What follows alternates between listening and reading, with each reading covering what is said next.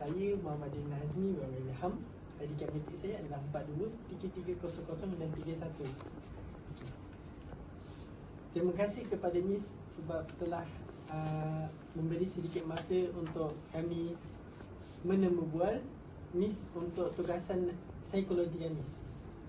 Sebelum kami mulakan temubual, sebelum tu boleh Miss memperkenalkan diri dan berikan sedikit latar belakang lah. Okey. Assalamualaikum. Terlebih dahulu saya ingin mengucapkan ribuan terima kasih lah kerana sudi ya. Tak tahu sudi ke paksaan ke, kita pun teruskan je ya. Okey, nama saya Andi Nur Nabila Syafiqah binti Bacul lah. Okey, dan saya berasal daripada Tawau Sabah. And then pengalaman bekerja. Okey. Sebelum saya menjadi pensyarah ni, saya bekerja di kampung saya lah, Tawau Sabah, sebagai cikgu. Sebagai cikgu prasekolah lah selama dekat hampir 7 tahun. Okay, once saya pada tahun 2021 saya datang sini, baru saya bekerja sebagai pensyarah. Dan UNICEL ni merupakan tempat kedua saya menjadi pensyarah. Sebelum ni saya bekerja di UNIMEN lah. Itu saja. Terima kasih atas sama-sama info Miss Andi. Soalan pertama saya adalah, apakah tanda awal yang menunjukkan seorang kanak-kanak mungkin mengalami masalah emosi? Okey, soalan ni tanda-tanda awal yang menunjukkan seseorang kanak-kanak mungkin mengalami masalah emosi. Okey, yang pertama kemungkinannya perubahan tingkah laku lah. Okey, perubahan tingkah laku merupakan faktor utama lah yang mungkin kanak-kanak ni mengalami masalah emosi. Okey, perubahan tingkah laku ni macam maybe kanak-kanak tu dia dekat rumah dia dimanjakan dengan parents. And then maksudnya dekat rumah parents bagi everything lah yang dia nak. Contoh gadget ke apa ke, once dia kena pergi ke sekolah, dia jenis yang tak boleh nak sharing. Maksudnya dia nakkan benda tu, maksudnya permainan dia sorang-sorang. So maybe itu membolehkan kanak-kanak tu mengalami emosi lah. Daripada dia dekat rumah dia jenis yang periang, dia ke sekolah dia jadi murung, dia jadi marah sebab dia tak nak sharing kan. Okay, yang kedua maybe penurunan prestasi akademik. Faktor dia ialah kita faham yang dekat Malaysia ni seawal umur 4, 5, 6 pun dah ditekankan dengan exam. Should be sepatutnya tidak boleh lah. Sebab apa, budak-budak ni dia akan mengalami masalah emosi kalau dia tak boleh nak membuat satu-satu peperiksaan tu. Tapi nak tak nak kena buat jugalah. Okey, itu kanak-kanak jadi memberontak macam tu. Yeah, maksudnya kanak-kanak jadi memberontak. Okey, contohlah. Kita fikirkan seawal 4, 5, 6 kita dah bagi yang ni adalah dia punya exam, dia kena siapkan dalam masa sejam. Kanak-kanak mula emosi lah daripada dia seorang yang jenis yang periang, tiba-tiba dia akan moody sebabkan dia tak boleh nak menjawab pun peperiksaan ni dalam masa sejam. Itulah yang mungkin kanak-kanak ni mengalami masalah emosi lah. Okay, terima kasih dengan soalan pertama. Terima kasih Miss sebab telah menjawab soalan. Sama-sama.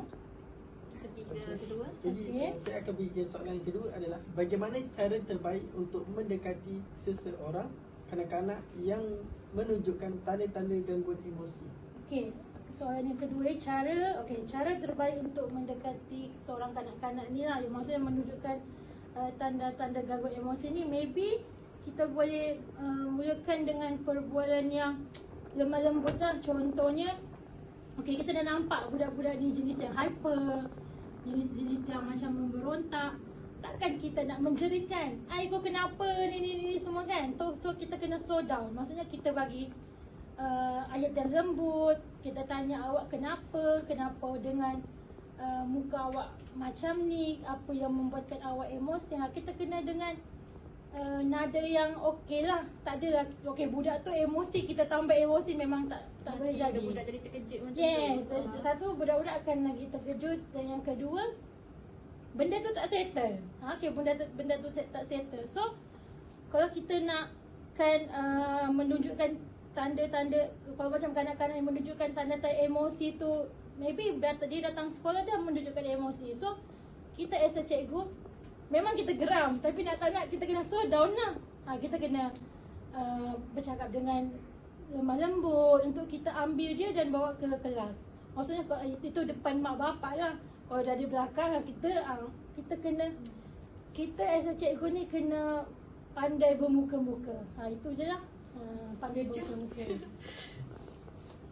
Okey. Soalan ketiga adalah apakah faktor utama yang menyumbang kepada masalah emosi dalam kalangan murid?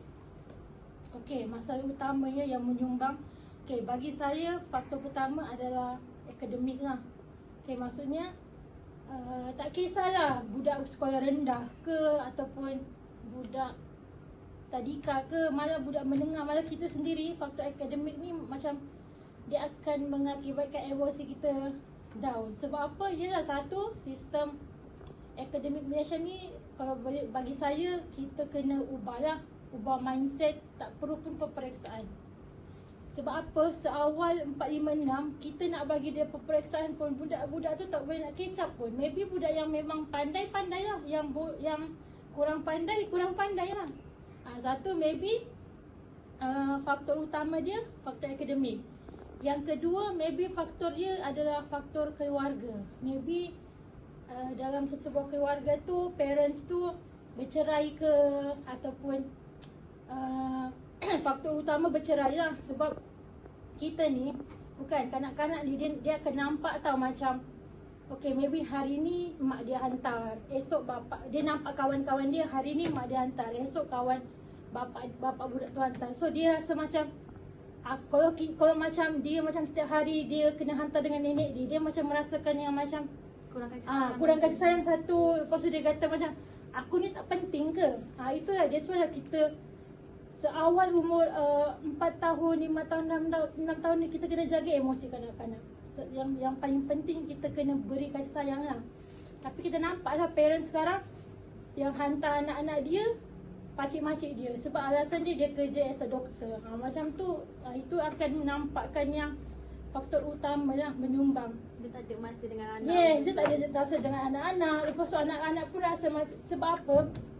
Sebab seminggu 7 hari dan 5 hari dekat sekolah, dia diberi kasih sayang dekat sekolah. Tapi 2 hari untuk mak ayah nak beri kasih sayang tu sangatlah susah. So macam kesan dekat mereka lah. That's why lah emosi kanak-kanak ni penting. Setuju.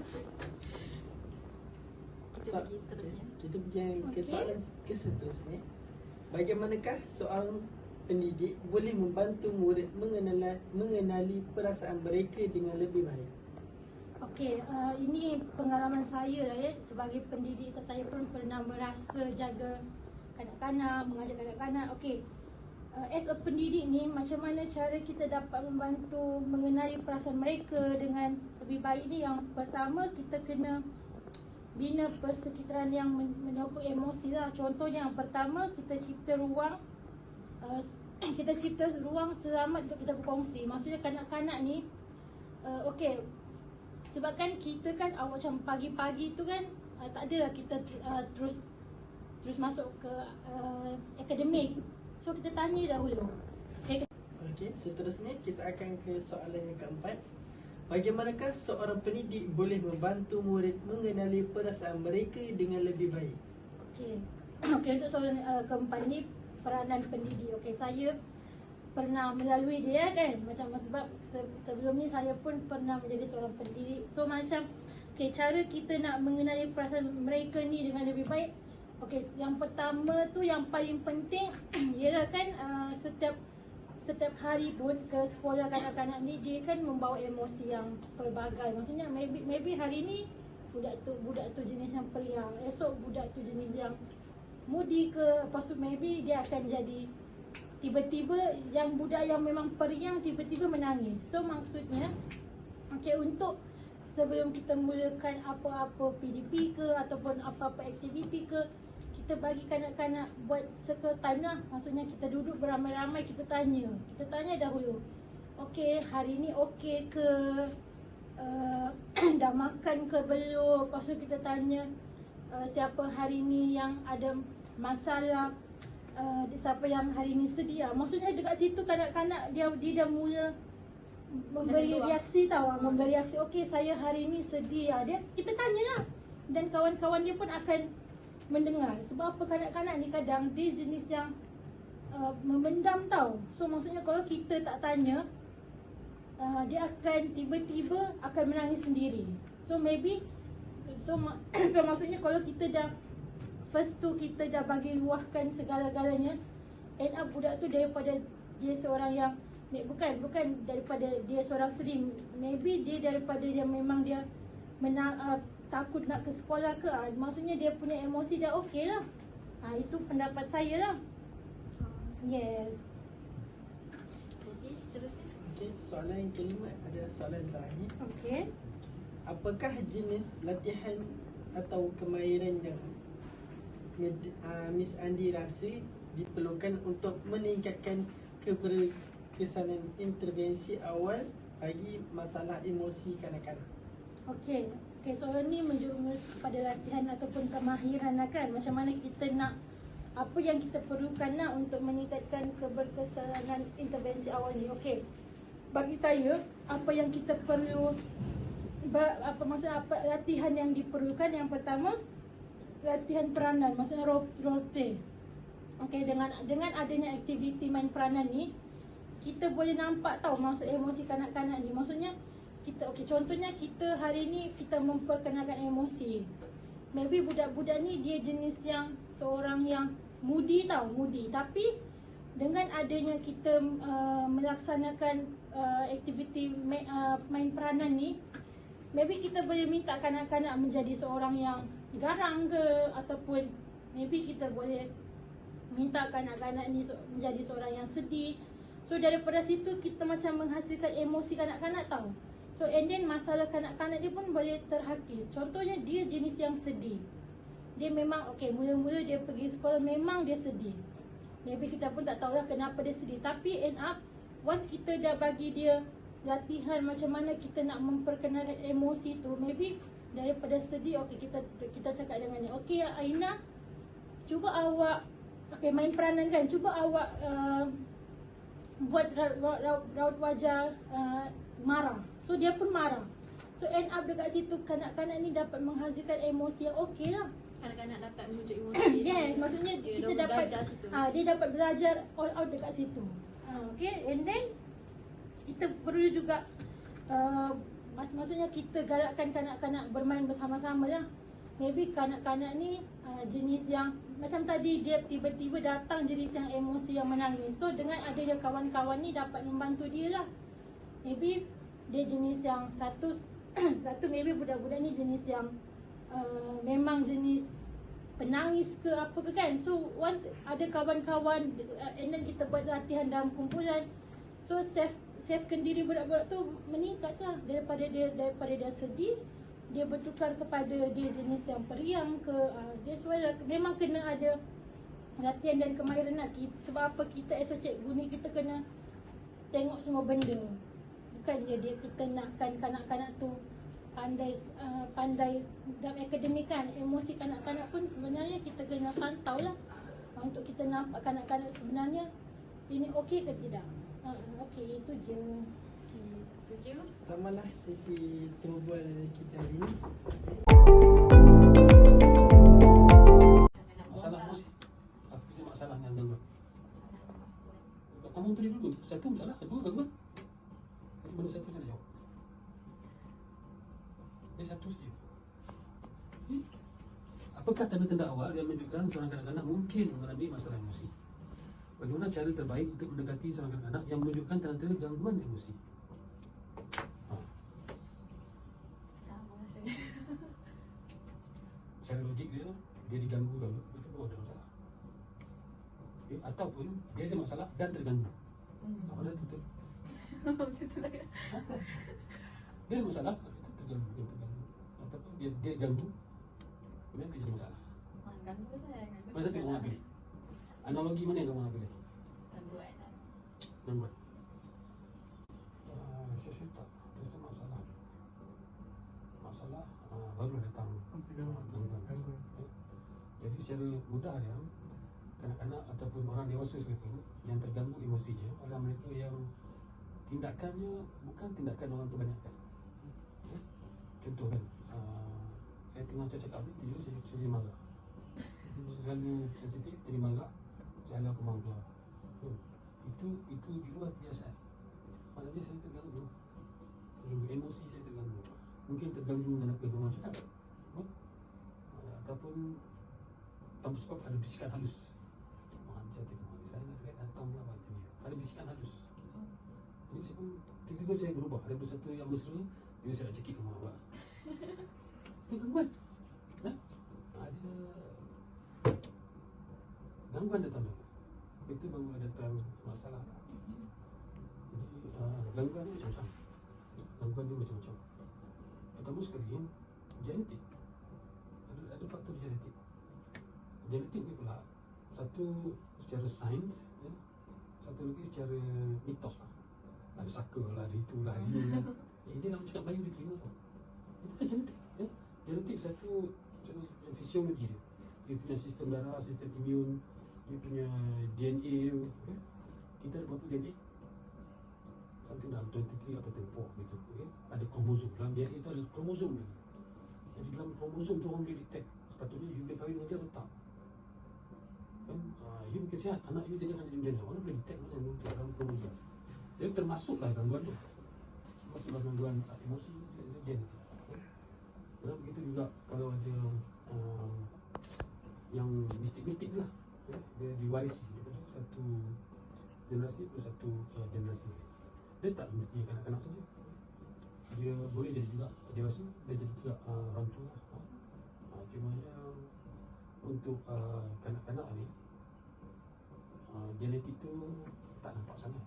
Genetik tu tak nampak sangat. Yang nampaknya adalah lebih pada pengaruh bagaimana ibu bapa tu lah mendidik kanak-kanak tu. Kalau genetik tu dia mungkin bila dia dah belia, dah dewasa, mungkin baru boleh kesan. Ini kesan genetik. Tapi untuk masalah emosi, kerana diganggu tu pada peringkat awal tu lebih pada gangguan dibesarkan dalam suasana yang tidak sihat lah. Tidak sihat dalam keluarga. Dan selain berkeluarga apa? Mungkin juga kerana sekolah, sistem sekolah, suasana environment di sekolah, Kawan-kawan termasuklah masuk guru. Dan dia boleh jadi berbalik, okay? Pelajar kanak-kanak yang baik di rumah dia akan jadi bertukar personalitinya di sekolah, okay? Ataupun kanak-kanak yang di sekolahnya baik bertukar personalitinya di rumah. Kadang-kadang kanak-kanak ni dia boleh memaparkan personaliti yang berbeza, okay? Contohnya kalau di rumah ni dia dibesarkan dalam suasana yang positif lah, okay? Penuh kasih sayang, itu ini. Sampai di sekolah dia berubah. Dia mempamerkan tingkah laku yang lain lah, lain daripada kanak-kanak lain. Yang kedua, kita boleh predict lah. Sebenarnya kita boleh predict. Mungkin dia ada pattern. Tingkah laku yang sama dia akan ada pattern. Dia akan jadi cepat marah dia sebab apa? Pattern dia kan ada. Dia tak ada macam orang yang kebanyakan ni. Orang kebanyakan kadang-kadang kebanyakan orang marah juga. Kadang-kadang yang kebanyakan pun beragam juga. Tapi dia tak ada pattern. Kalau dia jatuh, semua orang jatuh akan nangis. Kan? Kadang-kadang psikologi ni dia jatuh pun tak nangis. Mungkin sebab ini. Tapi dia boleh cam pattern tu. Kalau guru yang boleh cam pattern yang ada masalah ni, dia tahu. Dia boleh jaga. Dia bagi rancangan itu, dia akan jadi masalah. Tapi kalau kanak-kanak yang normal, dia bagi rancangan tu, kadang-kadang dia masalah, kadang-kadang dia tak masalah. Itu sebenarnya dia masalah genetik. Dia boleh dirangsang. Bila dia boleh dirangsang, maksudnya dia juga boleh dikawal. Jadi datanglah ubat pendengar. Hanya kanak-kanak yang ada gangguan emosi saja yang boleh kanak-kanak tak ambil ubat. Kanak-kanak tak ambil ubat. Yang ambil ubat ni orang dewasa. Kanak-kanak ambil ubat ni tak boleh lah. Orang dewasa yang ambil ubat ni yang sebab dia ada pattern. Bila dia ambil ubat tu, dia boleh mengubah diri dia. Tapi kalau orang biasa ni, dia tak ambil ubat pun dia okey je. Kan? Kalau you bagi ubat pun tak ada kesan. You tengah stres, you ambil ubat, tak ada kesan. Sebenarnya tak stres. Berada je. Ya. Orang yang stres ambil ubat dan dia jadi tenang, dia memang stres. Kalau you ambil ubat, you stres ambil ubat, stres juga. Itu dah hantu. Satu. Nanti di mana kanak tu dia dapat detect bila dia macam lain pada kanak lain lah. Ya. Dan yang paling obvious sekali ni dia tu lah. Dia ada pattern. Dia ada pattern yang you boleh predict dulu. Bila you boleh predict, you boleh kawal. Dan benda tu dia berkekalan. Setahu saya dia berkekalan. Dia kata cuma boleh kawal je. Dan dia bukan.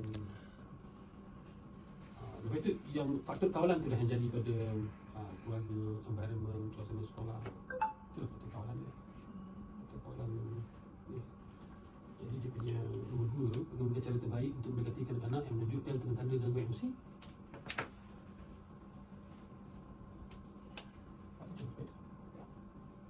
Pertama sekali, kita kena terima apa yang dia buat semua betul. Dia tak boleh nak halang. Bukan tak halang. Dia kena, kalau dia cakap betul, dia kena agree lah. Okay? Kena agree dan jadikan benda tu betul. Mengikut persepsi kita pula. Dia nak dia betul. Bila dia betul, dan baru dia kata, you betul. Kan? Orang tengah marah, dia kata, you pun teruk lah panggil. You pun teruk lah. Dia kena pendekatan emosi lah. Pendekatan kejiwaan. Dia betul lah, betul lah. So, kita kena bersetuju dulu lah dengan dia. Tak boleh kita nak menentang dia, memberontak dia. Itulah cara yang mendekati orang yang psycho. Dia bukan psycho. Kanak-kanak tak ada istilah psycho sebenarnya. Psycho yang kenapa dia buat kanak-kanak? Susah nak jawab. Kalau dewasa tu, ya lima. Tak ada ubat untuk ubat. Tak ada ubat. Saya ubat yang anak ni tak kena. Saya punya definasi tadi, kena ambil ubat. Tahu bahawa ada beza. Tapi kanak-kanak tak ada ambil ubat. Kita pendekatan kasih sayang, pendekatan kejiwaan untuk kanak-kanak lah. Terganggu emosi. Mungkin juga untuk anak-anak ni dia macam terganggu emosi ni term dia apa? Trauma. Trauma ni kita dah perubatan dulu. Dia tak gunakan dalam sosial. Dia guna gangguan tu, gangguan emosi lah kan. Tapi untuk kita dah perubatan ni guna trauma. Dan trauma ni biasanya sekali lagi dia tahu dia tak terjadi pada budak. Dia terjadi pada kanak-kanak. Dia terjadi pada orang dewasa. So itu contoh lah. Tentang kematian. Orang dewasa menghadapi kematian dengan kanak-kanak menghadapi kematian beza. Tuhan telah menjadikan kita manusia ni sebagai peluput. Kalau you ingat semua kesedihan, you tak boleh hidup. Kan? Mak bapak saya pernah, bukan pernah dah meninggal pun. Tak pernah meninggal pun. Abang saya pun dah meninggal. Memang saya sedih, sangat sedih, menangis, ada air mata. Tapi lama-lama kesedihan tu hilang. Kita lupa. Itu Tuhan yang jadikan itu. Kita akan lupa segala kesedihan. Kan? Jadi kanak-kanak ni dia lebih cepat dia. Kalau orang dewasa dia mungkin mengambil masa 6 tahun, 7 tahun untuk melupakan sesuatu. Tapi kanak-kanak tak. Mungkin 6 tahun, 2 tahun kalau betul punya rawatan tu okey. Itu contoh kan. Katalah kanak-kanak ni dia naik kereta dengan family dia, home accident semua meninggal dia seorang. Jadi kalau orang dewasa, trauma tu dia mungkin bertahun-tahun. Tapi kanak-kanak tak. Kanak-kanak tak. Dia mungkin dalam setahun, 2 tahun dia kata rasa lah kehilangan family members dia. Itu dia okey. Tapi kalau orang dewasa, kemurungan dia tu sampai mati. Lama dia betul kadang-kadang ni dia lebih mudah sepatutnya lah. Lebih mudah untuk didekati dan untuk dirawat lah. Dan pada masa sama, guru atau orang dewasa ni kena lebih mudah untuk dirawat tu maksudnya dia kena ambil tindakan. Kalau dia tak ambil tindakan, dia mungkin akan berpanjangan. Yang kadang-kadang tadi yang seorang ni katakanlah dia naik kereta semua accident lagi kan? Kalau dia ditenangkan oleh mungkin bapak dara dia ke orang tahu kan duduk orang ada ni okey. Tapi kalau dia dibiarkan hantar pula ke rumah anak yatim lah itu ni kan, rumah anak yatim pula tak ambil tahu pula, kurungan tu kan berpanjangan lah. maksud dia. Tapi kalau dirawat, dia akan hilang. Ambil jadi orang dewasa dirawat macam mana pun susah. Kan datang ni minta membentuk bulu, dia ada bulu. Kan benda tu ada punya story. Dia jawab salah ni ya. Tak boleh salah pun. Kena cari kuis lagi. Apakah faktor utama yang menyumbang pada masalah emosi dalam kalangan dari kanak-kanak dan murid pula? Dah besar. Kanak-kanak tadi dah 3 soalan. Kan? Itu yang saya faham. Kanak-kanak ni di prasekolah. Bila murid ni, dia di sekolah kan? Sekolah. Dan faktor dia, apakah faktor utama yang menyumbang pada masalah emosi dalam kalangan murid? Kalau you belajar teori Maslow, kenapa tu teori Maslow? Teori Maslow. Teori berfikir dia. Keperluan diri sendiri. Oh, yang nama keperluan tu. Keperluan diri Maslow. Pertama sekali kita pentingkan di sini. Semua kan? Apa itu mungkin orang terdekat dengan dia.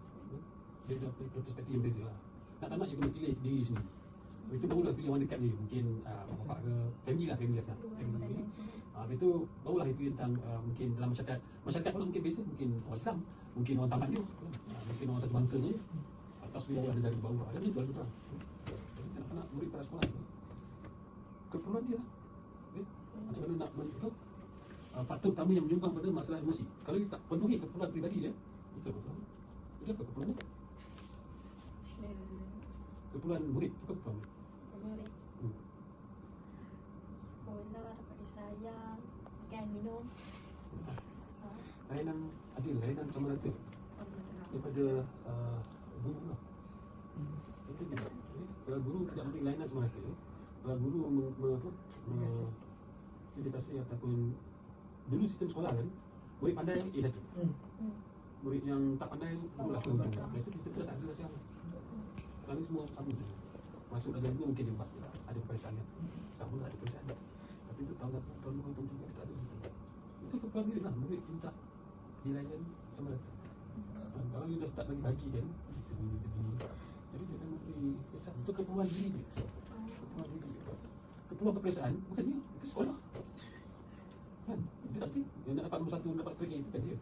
Itu cikgu yang minta. Dia tak kisah pun. Yang penting cikgu memberi perhatian sama pada orang lain kan. Perhatian ni macam-macam lah. Mungkin panggilan, mungkin kata-kapan, mungkin kedudukan dalam kelas. Masih duduk belakang, lepas tu suruh pula padang hitam. Pelajar-pelajar yang tinggi duduk belakang, itu padang hitam putih kan. Jadi yang dulu mungkin niat benda tu dari kecil. Seolah-olah macam tak ada apa-apa. Mana gitu. Dan di peringkat sekolah rendah ni, mana ada guru menilai apa, murid menilai guru, mana ada? Kat universiti ada. Kan? Ada guru benda sensitif.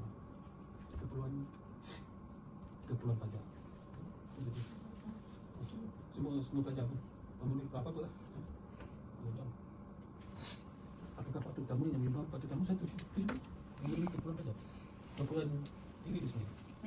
Kalau dia minta, kalau dia request, kalau dia komplain, kena penuhi lah. Kalau tak benda takkan bagi-bagi daripada benda yang kecil, langsung berhenti sekolah. Itu berhenti sekolah. Asalnya kecil. 4. Bagaimanakah seorang pendidik boleh membantu murid mengenali perasaan mereka dengan mengendali kan mengendali dengan lebih baik. Mengenali perasaan. Setiap kanak-kanak ni berbeza. Seorang guru kalau buat awak, bukan semua kanak-kanak akan gelap. Seorang guru bila cerita hal-hal sedih, bukan semua kanak-kanak akan sedih. Tak, ada nakal pada apa cerita nakal mana dia kan. Jadi untuk mengenali ni, untuk sebenarnya mengenali ni untuk mengetahui lah kanak-kanak ni ada masalah ke tak ada masalah. Jadi caranya begitulah. Apabila guru buat cerita yang menggembirakan, kan, buat cerita yang menggembirakan, jadi secara rasional dia kanak-kanak akan bagi respon yang menggembirakan. Respon positif. Itu mesti. Kalau ada kanak-kanak yang bagi respon yang negatif, guru jangan marah. Itulah kanak-kanak yang masalah. Begitu juga bila guru marah. Guru marah kan. Ada kadang-kadang berlawak lah. Macam lah. Tapi guru kena bijak lah. jangan marah balik. Nah, kanak-kanak you tahu bila you marah, ada tu kanak-kanak buat bodoh, buat marah you balik, buat lawak balik kan. Itu kan ada masalah. You jangan marah dia kali kedua. Dia pendekatan yang beza. Dan pendekatan rawatan tu dia tak boleh dikalayak. Dia kena secara one-to-one lah. You nak guide, you nak bimbing semua kanak-kanak yang bermasalah ni. Bukan secara kelompok, bukan. Secara one-to-one. Panggil lah, dia duduk sebelah. Kan, maybe you bawa, dia supaya guru nanti maybe you bawa satu biskut ke makanan ke, panggil dia, bagi kat dia. Maybe bagi kat dia orang pertama lah. Next day bagi pada orang lain pula. Maksudnya dia orang pertama. Pendekatan individu. Bukan bagi nasihat satu kelas. Kamu ambil cikgu cakap jangan lawak-lawak, janganlah dia tahu. Sensitifnya terus dah. Boleh bantu murid mengenali perasaan mereka yang dengan lebih baik. Itulah. Apakah jenis latihan atau kemahiran yang anda rasa diperlukan untuk meningkatkan kebijaksanaan intervensi awal bagi masalah emosi anak? Intervensi ini adalah term perubatan, rawatan. Ataupun rawatan ini bermula dengan pencegahan. Intervensi ini dia satu, dia menghalang perkara yang tak baik itulah daripada berlaku.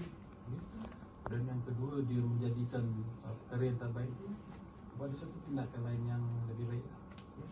Jadi dalam konteks ini mungkinlah intervensi itu bermaksud mengenali kanak-kanak yang terganggu emosinya dan merawat dia lah supaya dia tidak terganggu. Saya semua dah jawab pun. Apakah latihan pada guru? Dia berbalik pada dasar lah mana. Dia bukan latihan. Dia memilih guru.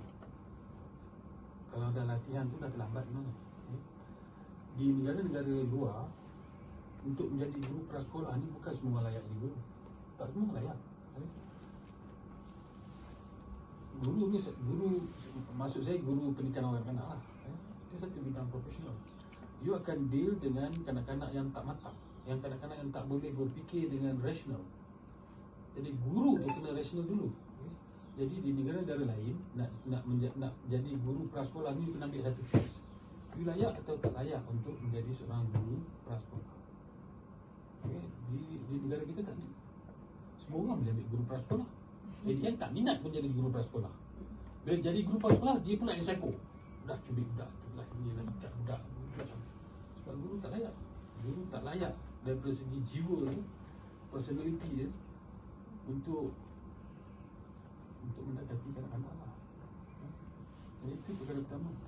Belum sampai latihan lagi. Memilih guru. Buat tapisan mereka yang ingin mendapatkan sijil ataupun diploma, degree dalam awal kanak-kanak.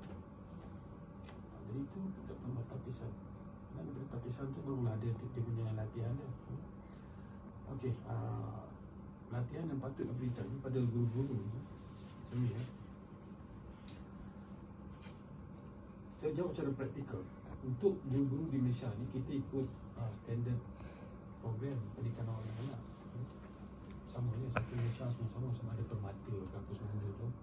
Basic dia standard program pendidikan awal anak. Dalam standard program pendidikan awal anak tu, dia ada satu term pendidikan khas. Pendidikan khas, dah ambil belum? Pendidikan khas, ambil belum? Lagi sentuh tu satu subjek 3 kredit je. Kemudian ada satu kursus lagi, perkembangan awal kanak-kanak. Dah ambil? Jadi penekanan sepatutnya diberi pada kursus itu. Dia bukan kursus yang bersifat, dia kena kursus yang bersifat mungkin dia jadi tak nak kongsi orang tu, dia cepat marah lah boleh. Begitu juga anak yang mungkin di rumah ni dia besarkan dengan negatif, tapi bila sampai dia di sekolah dia jadi positif lah. Dia tak disangka. Itu benda-benda yang yang ada yang boleh diubah, ada yang boleh difahami, ada yang tak boleh difahami lah. Kemudian di antara tu, antara rumah dengan sekolah tu, dia ada faktor alam sekitar, faktor alam sekitar. Kalau di rumah tu pengurus ni ianya dipengaruhi oleh ibu bapa. Kerana masa dia besar tu mungkin dia ada abang, mungkin dia ada kakak, mungkin juga dalam tempoh besar tu dia ada adik kurang. Bila dia besar lagi dia keluar rumah tu mungkin dia ada dengan jiran yang sebaya, Anak dia yang baik. jiran sebaya dengan lain. Kemudian bila dia besar lagi, dia katalah dia nak pergi ke sekolah. Dalam perjalanan ke sekolah tu banyak benda yang diperhatikan. Mungkin dia singgah kedai, mungkin dia naik bas ke sekolah, mungkin naik van ke pergi sekolah. Kemudian dekat sekolah pula mungkin dia join dengan taman permainan ke bla-bla. Jadi dalam perjalanan dalam kehidupan dia antara rumah dengan sekolah tu, itu pun banyak mengalami. Kalau kamu baca dalam itulah faktor-faktor yang mempengaruhi tingkah laku kanak-kanak lah. Tapi berbalik kepada masalah dan gangguan emosi tadi, dia berbeza. Dia lebih ekstrim betul-betul yang kita tak boleh nak jangka. Tak dapat nak kawan ke? Tak boleh nak kawan. Tak nak kawan. Susah nak kawan. Dia betul. Okay. Contohnya kan, kalau kanak-kanak tu dianya di rumah, dia mungkin murung kerana tidak mendapat layanan dari ibu bapa pun selalu marah. Bila dia sampai di sekolah, kalau ada guru yang baik yang boleh mengesan apa yang berlaku pada kanak-kanak ni, dia boleh ubah tingkah laku anak-anak. Dia berubah menjadi seorang yang murung, mungkin dia menjadi seorang yang gembira. Dan pengaruh guru di sekolah tu lebih besar daripada pengaruh ibu bapa. Jadi suasana gembira itu akan dibawa ke dalam rumah, mengatasi yang kemurungan di rumah. Itu pentingnya. Tapi untuk masalah emosi ini dia lebih penting. Dia sukar untuk diubah. So, kalau dia murung je tu. Dia murung, kalau you sekali-sekala dia akan jadi okey. Sampai masa bila dia diganggu lagi, dia akan jadi masalah lagi. Itu masalah mesti. Ada gangguan, ada beza yang tadi. Jadi macam mana pula kalau dia nak bergaul dengan kawan dia? Ada yang gangguan. Ya, dia perlu dibimbing secara berterusan. Dia perlu diperhatikan secara berterusan. Kan? Untuk apa dia kata. Dan dia akan okey lah. Tapi itu masa dia akan jadi. Bila ada pencetus tu, patutnya gangguan emosi. Kan, mungkin dia dah bekerja tu. Dia mungkin bermasalah semasa peringkat tadika. Sudah ada cikgu tadika bagus. Bila dia masuk sekolah rendah, dia okey. Bila dia masuk sekolah rendah, dia okey. Sebab ada continuity. Guru prasekolah dengan guru di sekolah rendah dengan guru di sekolah menengah. Sistem ni sama.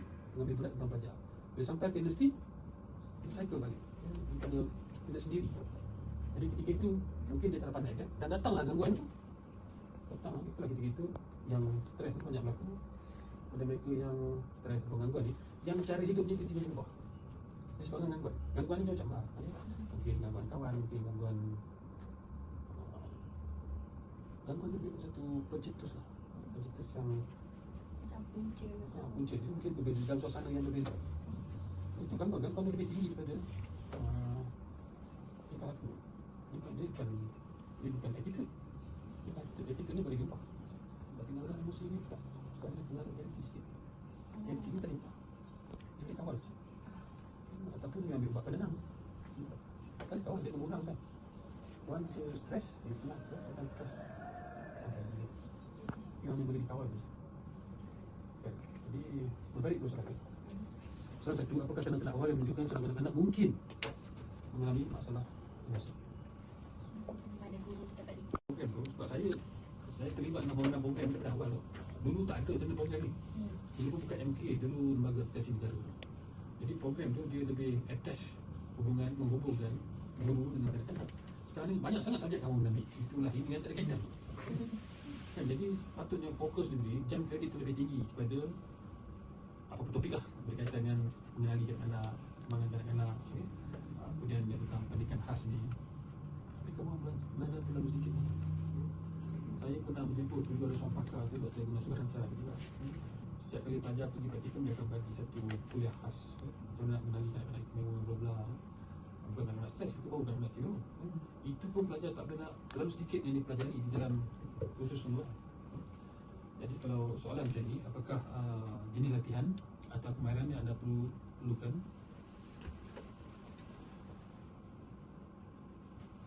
Dia sebab kamu sedang belajar, dan tertakluk pada jam kredit tu kamu wajib ambil, okay? Tak boleh nak tambah suspati. Kalau saya nak cadangkan, kamu duduklah kat tadika antara cuti semester. Sebab dia tidak boleh dipelajari secara teori. Boleh baca, zaman sekarang ni boleh baca kat YouTube. You baca lah, Google ni baca je. Tak ada macam tak. Tapi realitinya apa? Realitinya dia kena berada di tadika. Tak perlu. Dan of course di tadika tak ada seorang yang pakar lah. Dan tak boleh duduk saja tu cakap satu sampah aja. Tapi dekat tadika tu dia ada seorang yang mahir tentang ilmu kejiwaan ni. Dia boleh beritahu. Ini kadang-kadang macam ni, kadang-kadang macam ni. Di tadika bukan dalam kelas. Dan tempoh yang sesuai, dia tak perlu lama. Cuti atas semester je. Duduklah 7 hari. Kan tak apa. 7 hari, 48, 7 hari. Kamu praktikal 8 minggu.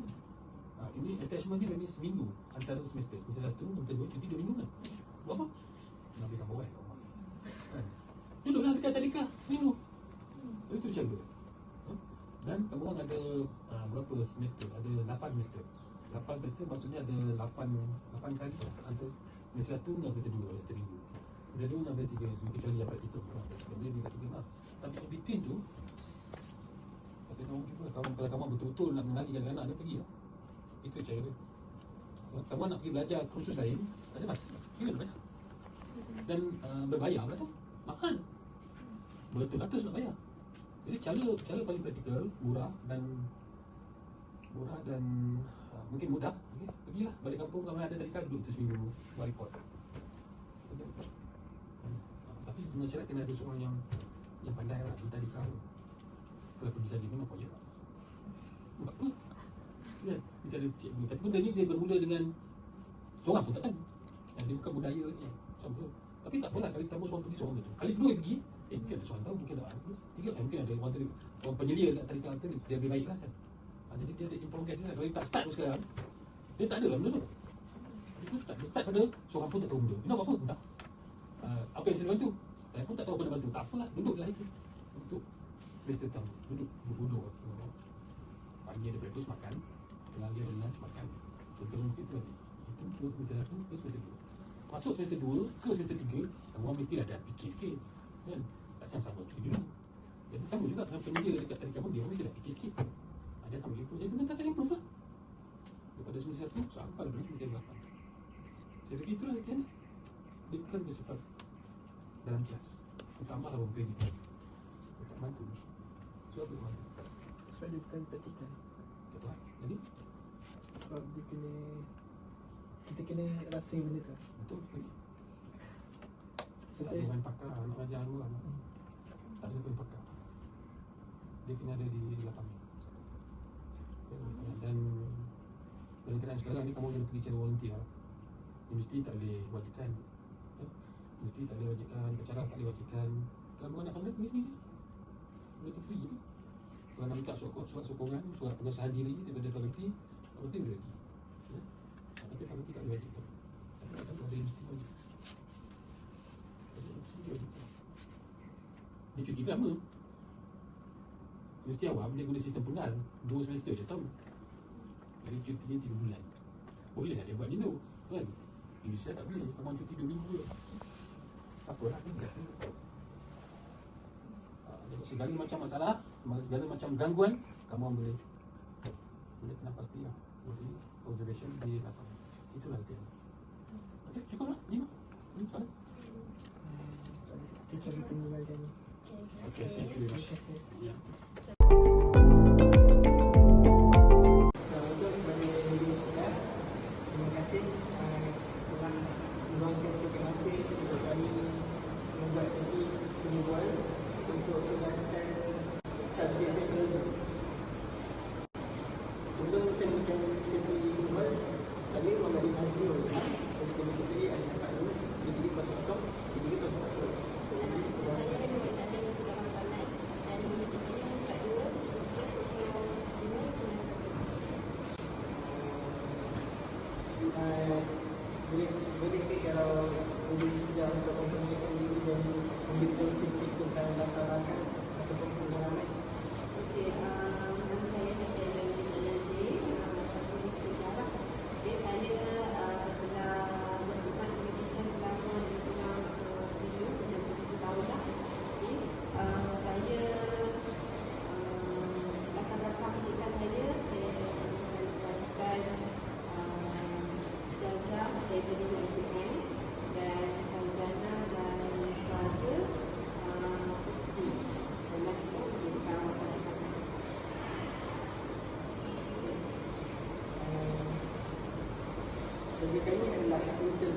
awal menangani masalah emosi dalam kalangan kanak-kanak?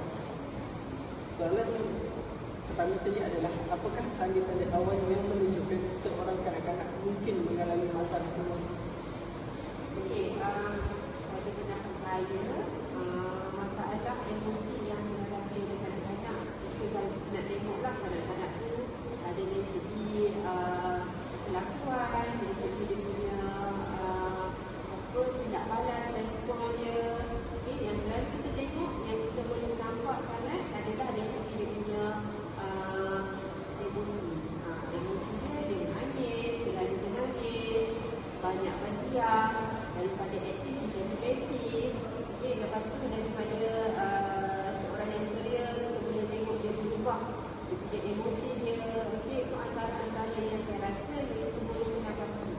Kalau kita nampak dia berubah, kita rasa dia mungkin ada masalah dari segi tekanan dan sebagainya lah. Okay, so kita memang tidakkanlah selepas tu. Okay, sebab pun kadang-kadang ni dia memang dilahirkan seorang yang ceria, sebab kadang-kadang dia tak ada masalah. Jadi kalau dia macam menyendiri, tiba-tiba dia menyendiri. Okay, tiba-tiba dia menyendiri, tiba-tiba dia tak nak bergaul, tak nak bersosial. Itu antara yang saya boleh kena pastilah. Kita kadang-kadang tersebut masalah tu stres lah dalam diri dia. Terima kasih. Soalan kedua saya adalah, bagaimana cara terbaik untuk mendekati seorang kanak-kanak yang menunjukkan tanda-tanda gangguan emosi? Okay, cara yang terbaik, pertama sekali kita kena cuba kenal pasti apa masalah. Sebelum kita bertanyakan masalah lah, kita tanya dengan kawan sekeliling dia. Kita tanya, kalau kita tak kenal budak tu, kita kena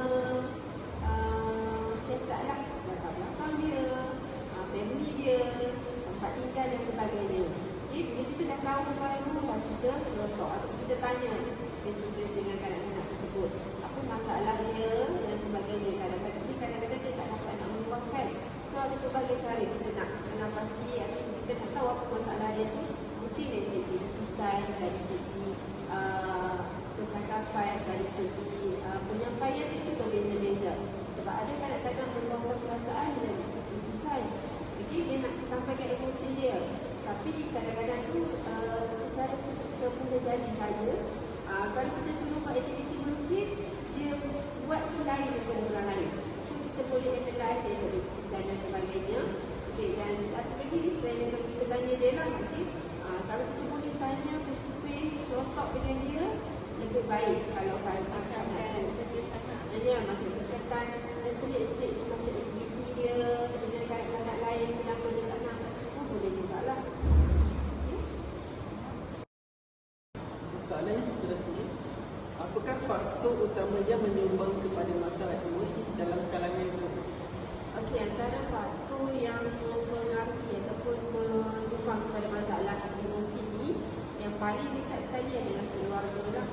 Keluarga yang paling dekat dengan kanak-kanak tersebut, kemudian kesekitaran kanak-kanak tersebut, kawan-kawan, barulah peringkat sekolah, peringkat yang lebih jauh dengan kanak-kanak. Itu antaranya lah. So kalau dekat rumah tu kanak-kanak itu mempunyai masalah di antara family dia, di antara keluarga dia, sama ada ibu, ayah dan sebagainya, pun mempengaruhi kanak-kanak tu. So bila benda tu yang melibatkan kanak-kanak, dia akan memberi impak pada emosi kanak-kanak. Soalan seterusnya adalah soalan keempat. Bagaimanakah seorang pendidik boleh membantu murid mengenali perasaan mereka dengan lebih baik? Okey, pertama sekali daripada pengajaran, daripada PDP yang cikgu boleh selitkan, bagaimana murid itu dapat mengenali perasaan mereka, emosi-emosi yang ada dalam diri mereka, terutamanya kanak-kanak lah. Kanak-kanak ni dia tak dapat membezakan emosi. Sebab tu kita adanya aktiviti yang berkaitan dengan emosi supaya kanak-kanak tu dapat meluahkan, dapat memberitahu apa yang mereka rasa, apa yang mereka